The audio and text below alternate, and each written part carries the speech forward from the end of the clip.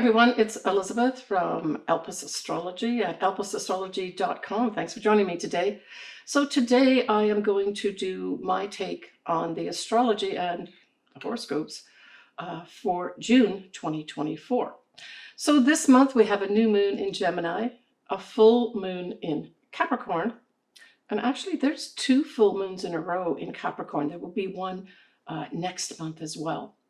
We have the summer solstice. That'll be up here on the 20th of June as well. Pluto is going to be retrograde at 1 degree of Aquarius all of June. So I wanted to start off with, just to kind of wrap up this whole devil comet or the Pons Brooks comet, the 12P Pons Brooks comet that is still kind of in our atmosphere. By the 2nd of June, it will be the closest it will come to Earth. But in terms of visuals, everything that I was reading really says that it's going to be the Southern Hemisphere. So my Australian folks and India and all those kinds of continents are going to be able to see it more clearly, but even they will have a little difficulty because even in the Southern Hemisphere, from looking at stellarium anyway, and I'm going to put a link here for those folks that want to put this comet in on stellarium. I'm going to put a link to a really easy video that helps you go through stellarium and put it on. I did it quite easily. But basically it's going to be near the horizon in the evening for folks that are in the Southern Hemisphere. But you'll still be able to see it in June, but it is kind of on its way out. But I didn't, in my last video when I talked about this Pons Brooks comet, talk about, well, what happened 71 or so years ago, because this is about a 71-year cycle. This comet comes around. So we're looking really here at 1953, 1954. It looks like it was identified in both 53 as well as 54, but of note, 1953 for sure was significant for events. Let me just give you a few of them. And for those folks that were born around this year, these 2 years, there may be some significance that come back in your life, some big messages. But let's go through it. So we had Edmund Hillary and Tenzing Norgay go up to the top of Mount Everest and claim that they've reached the top, right? So these were the first folks that did that. Queen Elizabeth, she had her coronation in 1953. We also had Watson and Crick, as well as Rosalind Franklin, discover the whole helix, right? The DNA helix. So we had Stalin, who was like one of the most murderous dictators of our time, died. And I didn't realize it was not so long ago that Salk actually invented the polio vaccine. And in fact, apparently he inoculated his whole family before then it rapidly went out to the world population, right? For everyone to be vaccinated against polio. So pretty significant stuff, right? When we look at that whole comet that I spoke about, the other thing that happened in 1953 was Dwight Eisenhower, he was a Republican, was inaugurated in 1953. So that's another thing that happened. So there was a lot of changes with regards to government positions or monarchy positions in 1953. And he's just the final one that I wanted to mention. So when we look at the first lunation of the month, well, it is going to be a new moon in Gemini. And nicely, we have Mercury in Gemini as well as Venus. So we've got the ruler of Gemini, Mercury, in its home sign. So just this alone is very positive, right? This is going to be on the 6th of June at 5:37 a.m. and that's Pacific Daylight Time. It's at 16 Gemini, 17 minutes. And, one of the things that came to my mind was that this is going to be a very flirtatious, we're entering into the summer season coming up, right, with the summer solstice, sort of mid-month in June. I just took this as a very flirtatious time, maybe more on a personal level. but it also speaks to, changeable emotions as well. So it could bring in some new romances for folks, but they may not lead to anything more than kind of like a summer fling or summer flirtation type thing. But the other thing, of course, that Gemini stands for is communications. And with all the support of Mercury and Venus here, we're really talking about a lot of communications going on, right?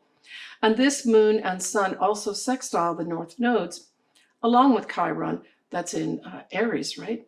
So there's going to be some new information with regards to our collective and our future moving forward, right? In terms of a new start of some sort. Now, the only fly in the ointment is that this sun and moon is square to Saturn in Pisces, right? Anything in Gemini squares anything in Pisces. And really, I saw this as I actually saw this as a positive thing, because with so much Gemini, there could be a lot of excitement and a lot of chatter and a lot of information being tossed around, but not necessarily important information or relevant information. That square to Saturn can say, let's do some facts checks on that. So I think we're going to see a lot of activity with regards to a lot of chatter. And that, we're going to have that fact check going on too, which is awesome, right? And I think this may lend itself more to the political sphere, but it could also be in our life as well. So as I said, this is around 16 degrees of Gemini. So for you to have in your own chart something significant like your ascendant or your sun at this degree point, this could actually promote a whole newness for your year. So I want to wish all my clients, as well as my viewers that are Geminis, a happy new year to you. My daughter Victoria was born around this time. She is a Gemini, so I wish her happy birthday. Towards the end of the month, I have my granddaughter Penelope, who is her birthday, although she just enters into Cancer for her son. So happy birthday to both of those. When we look at other things, we look at Jupiter here trying to Pluto, that is retrograde, but still this is really positive. So Jupiter is going to expand favorably anything with regards to what? Humanitarian types of activities. Electronic communications, like the social media, could be abuzz around that 6th of June and new moon in Gemini. The ruler itself, Mercury, will be at 6 degrees of Gemini.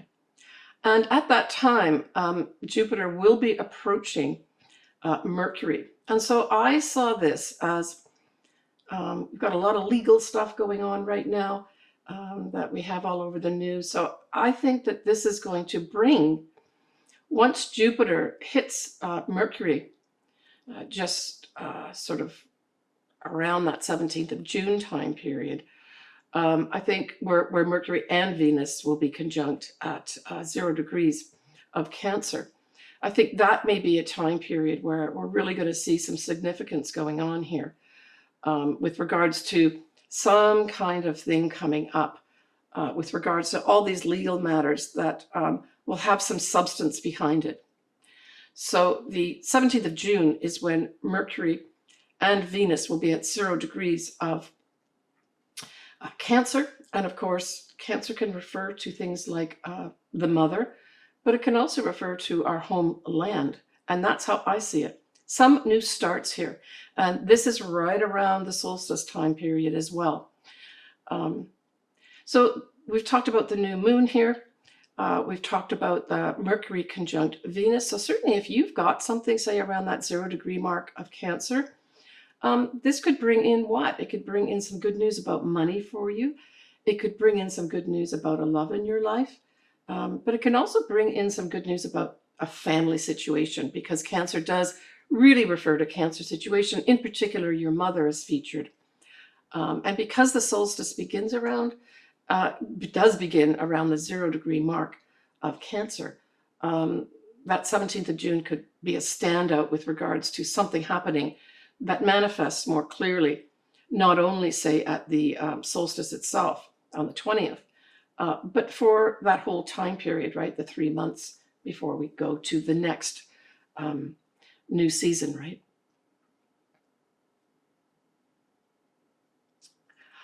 Okay, speaking of which, we have the summer solstice. And that is going to be on the 20th of June at 1:51 p.m. Pacific Daylight Time.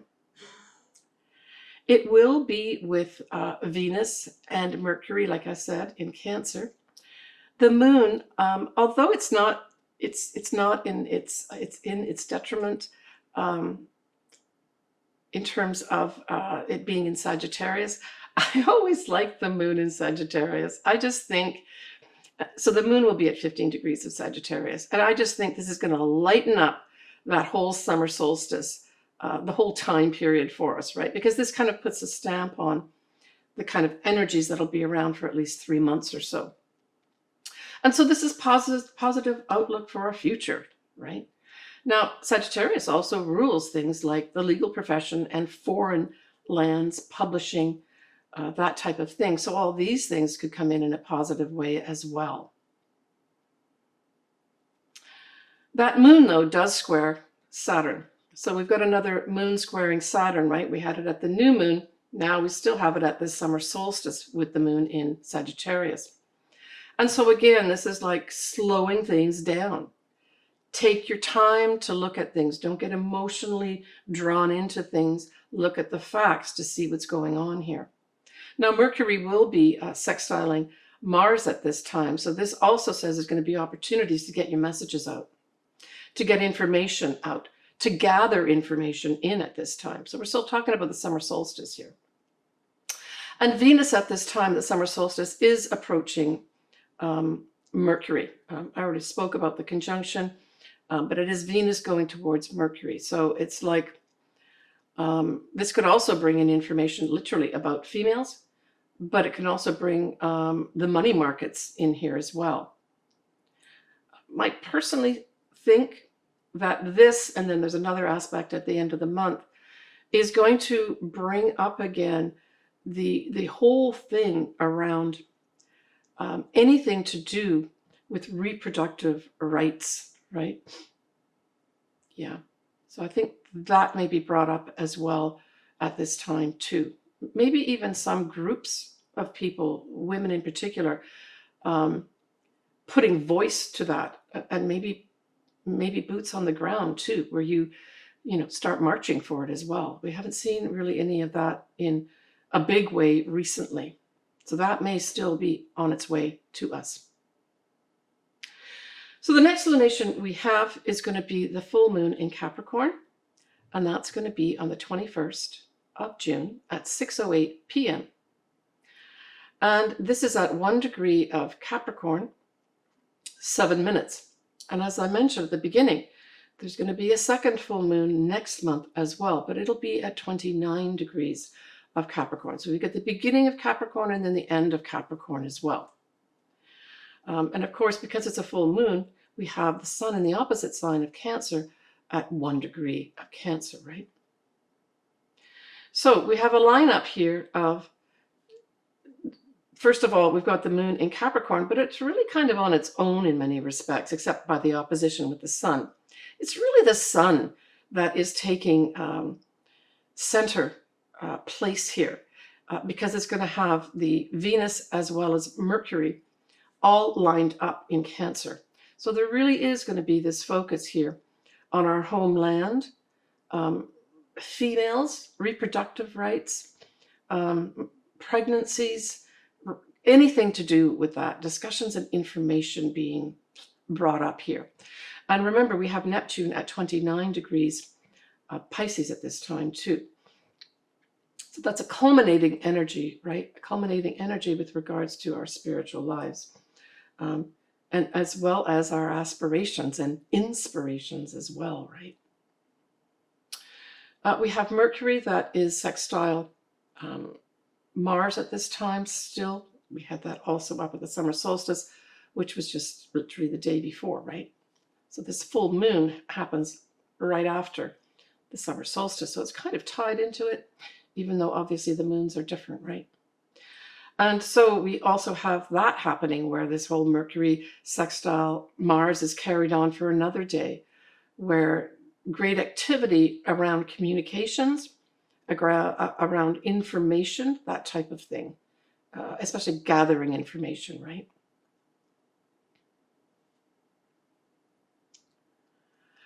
All right, on the 22nd of June, that's just going to be a day after the full moon, we have a lot happening in water signs. We have the Sun, Mercury, Venus, Saturn, as well as Neptune, all in water signs. So I think because this is the day after the full moon, to me, it lends itself to a lot of emotion here, a lot of deep feelings and a lot of deep emotion around whatever comes up in terms of the full moon. Now, this is usually a culmination. It can be an ending. It can just be this big, gigantic spotlight put on things here of importance. But that whole lineup of all those planets in the water signs, as I said, it can make it a very emotional full moon because it's only the day after that full moon, right? So we end the month on the 30th of June, where we have Venus sextiling Mars. And here we're looking at Cancer and Taurus. We are also going to have Mercury sextiling Uranus at 25 degrees, and that's the Cancer as well as Taurus signs that are involved here. So we really wrap up the month here. And let's not forget also that, you know, when we've got Mars in Taurus, it is in its detriment. Now, generally speaking, it's not the end of the world to have a planet in its detriment, but what it does do is it kind of has that planet, and in this case it's Mars, acting contrary to the sign. And so what does Mars like to do? Mars loves to move forward, action, all that type of thing, right? Lots of energy. And so it says that it's going to be contrary to that. And so this may be more, in terms of Mars, I think a slow burn, a slow release is better than like running around and trying to get things done. So this may also be a time, if we look at the sextile with Venus, where there's some new introduction here with regards to our money markets again. So this could be something that happens at the end of the month that is unexpected, that some kind of information may come out with regards to our money markets. But hey, Venus sextiling Mars, just as a transit itself, if you've got something, say, around that 15-degree mark of Cancer, Taurus, this could bring in an opportunity for a relationship, right? I mean, when we think about it, Taurus is ruled by Venus too, so there's a positive setup here, right? Now, with that Mercury also sextiling Uranus, this is unexpected news coming our way.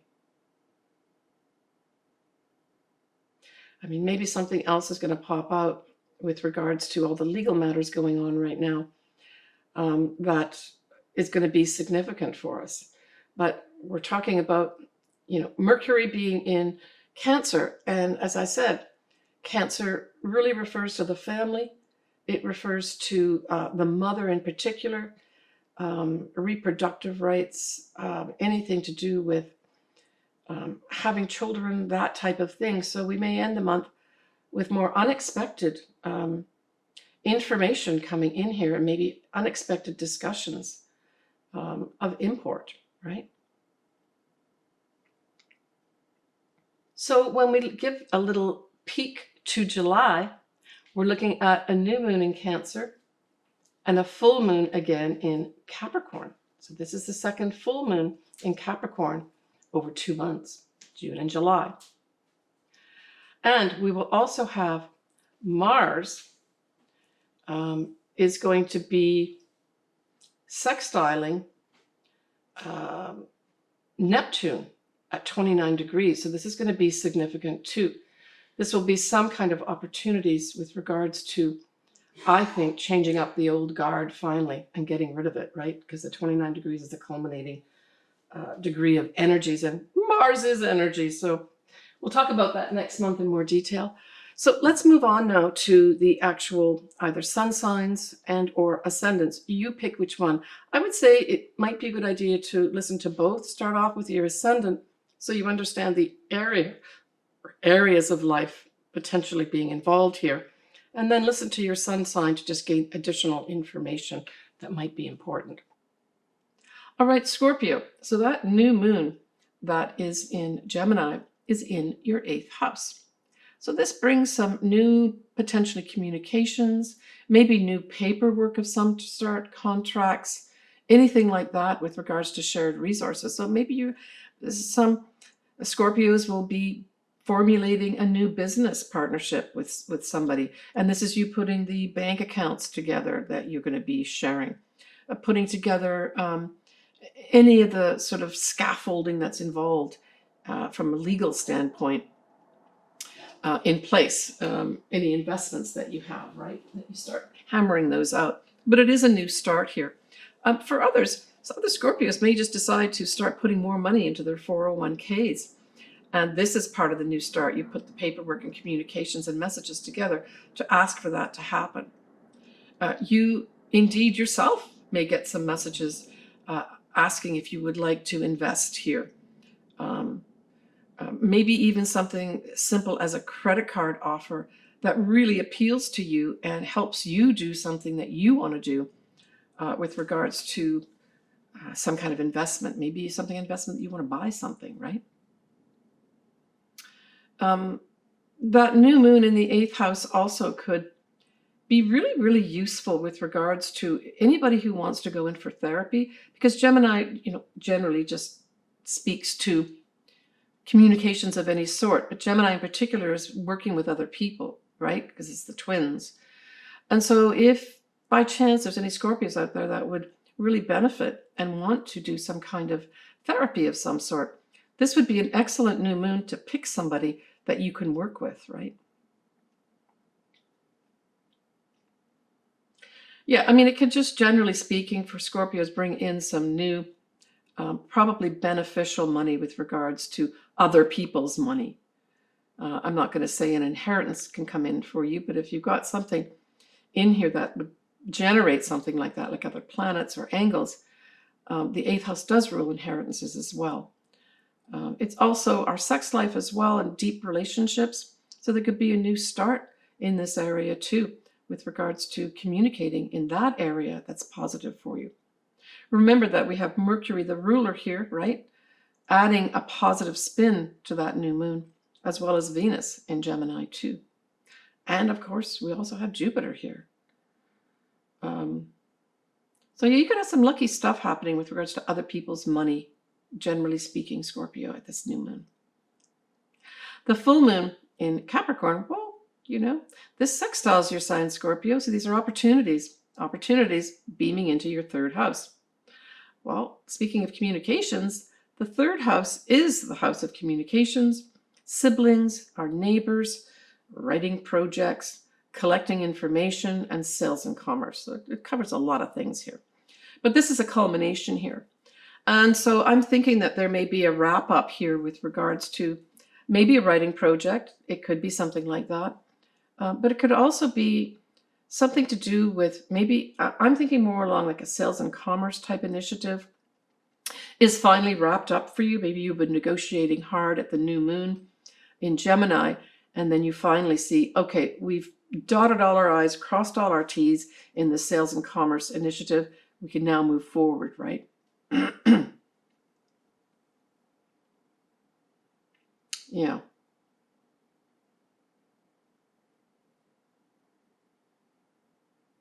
I mean, you certainly have also the opposite house, which is the ninth house, featured here too at the full moon in Capricorn, because we have the Sun, Mercury, and Venus, I believe. Yeah, Sun, Mercury, and Venus, all in Cancer, sitting opposite to that full moon, and really bringing in a lot of opportunities. Gosh, if you're doing anything with, foreign people, foreign things, overseas type stuff, travel type things, even legal initiatives, that full moon could really come in positively for you because, we've got those three planets and luminary in the opposite sign of Cancer, beaming positive stuff in your ninth house too, right?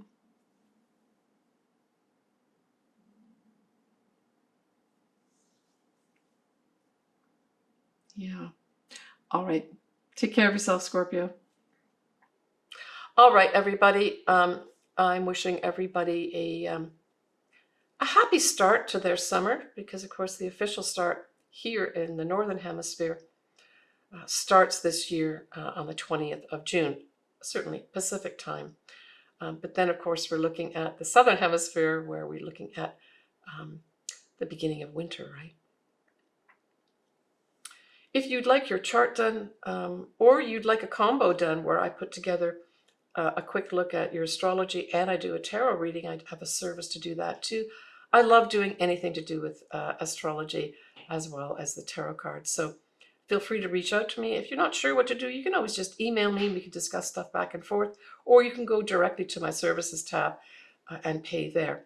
But I really am wishing everybody a very, very happy and positive and loving and supportive summertime period. Get out there and enjoy yourself, and don't be afraid of being you. I'll talk to you all next month in July. Bye for now. Sending you lots of love.